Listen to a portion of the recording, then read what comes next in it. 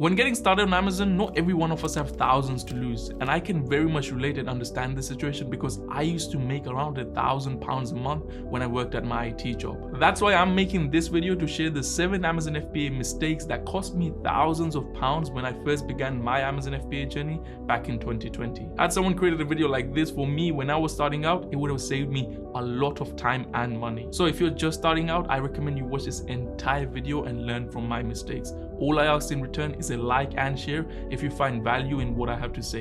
Without further ado, let's dive into the video. Mistake number 1 is choosing the wrong model. When you begin selling on Amazon, it's important that you choose a model that is right for you according to your budget. There are 3 models you can make money on Amazon via. The first is Amazon arbitrage. This is when you buy discounted products from local retail or supermarkets, which is selling at a higher price on Amazon and resell them on Amazon for a profit. This model has low capital required as you can buy 10 units of a product for less than £50 from a retailer. However, the potential profit is also low as you can't buy a lot of stock. The second model is Amazon private label. This is where you get a manufacturer in China to create a product with your own brand name and you create a listing for that product on Amazon and sell it. The initial investment for this model is really high as you will need to pay a manufacturer for the whole order, plus shipping, plus Amazon ads for the listing and more. However, the potential profit for this model is also high as once your listing is ranking high, you can keep making organic sales and you don't have any competitors on your listing. The third and the model I use to sell on Amazon is Amazon wholesale.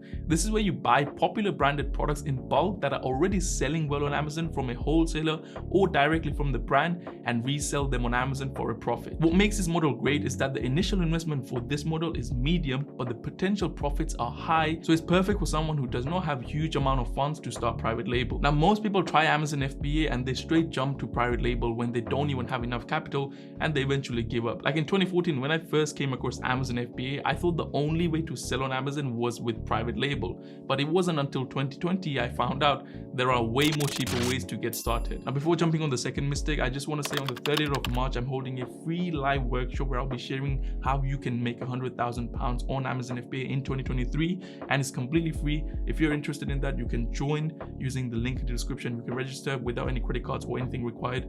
It's free once again, so if you want to join, link is in description. Mistake number 2, not doing a test order. When you first find a product, it is very exciting, I know, because you think you have found your best product to date, and with that excitement, you will end up ordering hundreds, if not thousands pounds worth of units. Now, I have committed this mistake and it has cost me hundreds of pounds. Like this product right here, I bought it thinking I'm gonna sell it and it sells really well, but when I tried sending it to Amazon, they told me that they do not store this product in their fulfillment center, so I could not do anything about it as the wholesaler was not also accepting any returns for that product. So the lesson I learned here is that even after doing all the product analysis checks, there is a chance that the product may fail to sell or might have another issue, which is why you should always order a test order of 10 to 50 units to test if that product will even sell. Now, the benefit of doing a test order is that you're able to assess how well the product is selling, which will help you to know how much order or how many units you should order from the manufacturer and stock at Amazon so they don't run out quickly. Plus, having done a test order lowers your risk of the product not selling at all. Mistake number 3, running out of stock.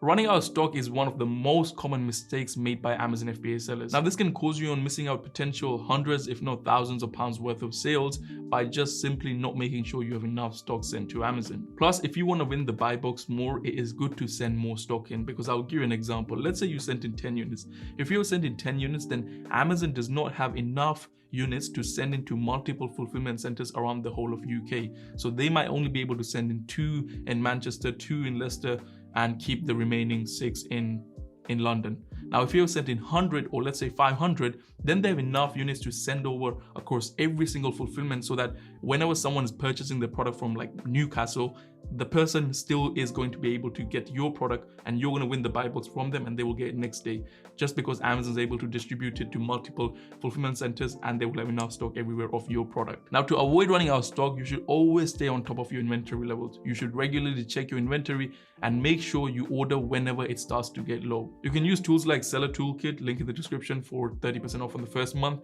which helps you keep track of your inventory. Plus, it helps you analyze your profits and everything, which is another thing.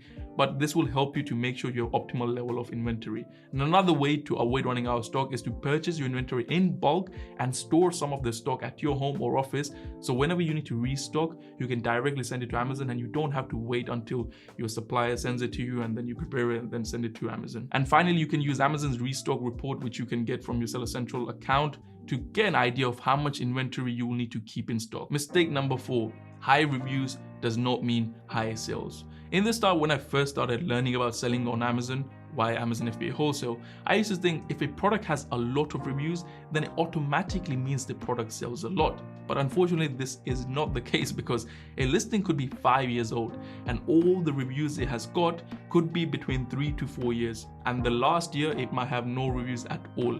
So technically it must be not selling as much because all the reviews has been pretty old. This is why even if a product has only 100 reviews, the product still could be selling a lot more than a listing with thousands or tens of thousands of reviews. And the way to ensure if the product is selling recently or not is simply go to the reviews and filter reviews by most recent, which will give you an indication of how well the product is selling. If they're recent reviews, then the product is currently selling. Mistake number 5, don't sell on a private label listing. This was my first ever mistake when I first began selling on Amazon.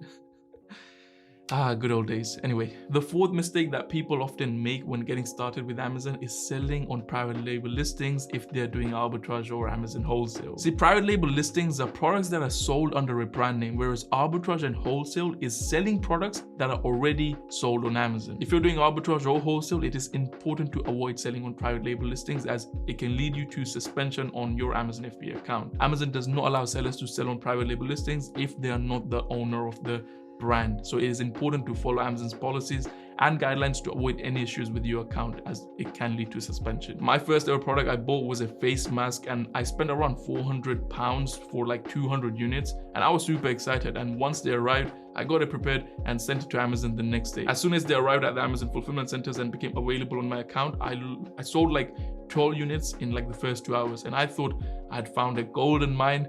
But just 1 hour later, I got an IP complaint from the seller and Amazon banned my listing because the listing was owned by the brand owner. And I still remember the moment. I literally felt like crying because the amount of money I lost on this order was almost half of my entire month's worth of salary. So the easiest way to find out if a listing is private label or not is to make sure it has at least 3 sellers. So it should have more than 3 sellers and they all are selling in new condition. You can check that in the buy box. Mistake number 4, not focusing on product portfolio. Now, most people, when they jump on Amazon FBA, they have a mindset of finding good products with thousands of sales a month. And this is where they go wrong. Instead, what you want to do is focus on finding mini gems instead of that 1 or 2 diamonds. Because 1 or 2 diamonds can become worthless in a matter of few weeks if someone jumps on the listing and tanks the price. Whereas if you're focused on creating a mini portfolio of products, then even if one product goes down, then you still have the other 9 or 10 or how many products you have in your product portfolio to still keep making you money. And these mini gems are products that make around 150 to 200 sales a month,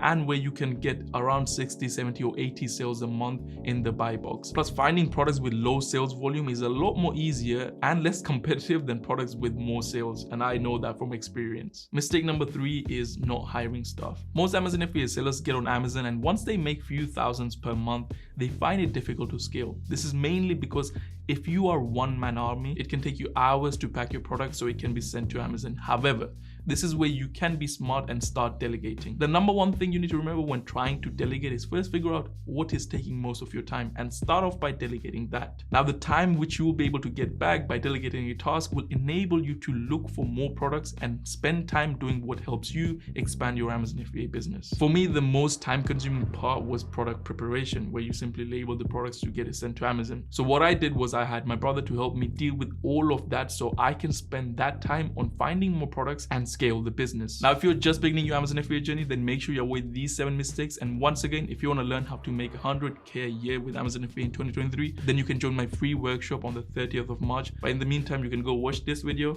and I will see you there. Peace.